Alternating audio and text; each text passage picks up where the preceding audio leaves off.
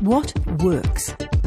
Language, literacy and numeracy in training and assessment. What has language, literacy and numeracy got to do with my role as a trainer and assessor? Registered training organisations, RTOs, should provide training, assessment and support services to learners that meet access and equity principles, maximise outcomes and meet learners' individual needs, which include language, literacy and numeracy needs. Vocational trainers and assessors are competent in their own vocational areas, but may need to learn about LLN in order to best meet learners' needs. Competent performance of vocational or technical skills also involves the need to read, write, speak and listen, and to use numeracy skills. Language, literacy and numeracy are built into all training packages and specifications because they form part of each job. So you can't deliver training or assess learners successfully unless you understand the language, literacy and numeracy required to do a particular job, and how you will cover this is the training and assessment you do. So what do you need to do? Identify what the LLN demands are of the training specifications you deliver. Remember that these skills are built into all training packages and specifications. Identify the needs of individual learners. You can do this by using pre-training assessments or by observing learners in the learning environment. This will mean you are prepared. You can foresee difficulties in a learner's progress, and so you'll be able to offer advice and provide support earlier. And this early support may also encourage the learner to have a more positive approach to the training.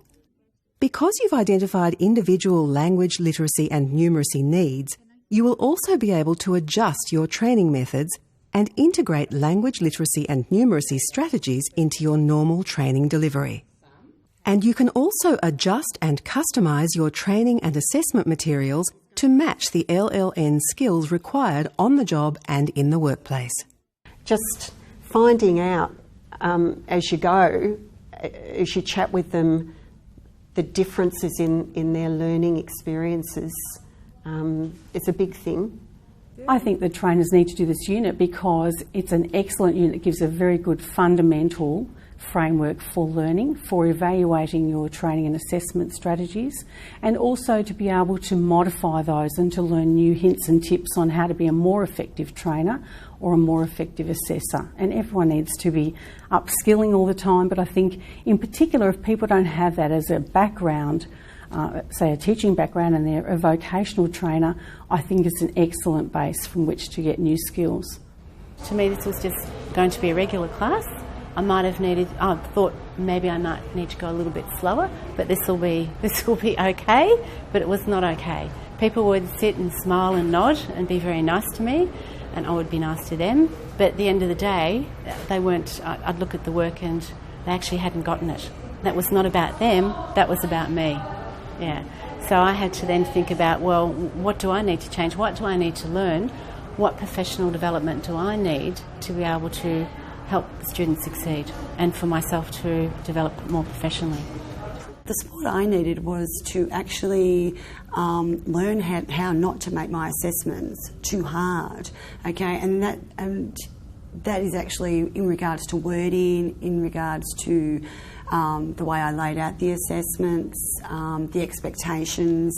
I was expecting students to be at a level that they shouldn't have been at that point in time. And that I should have been looking for that level at the end of the course rather than at the beginning or the middle.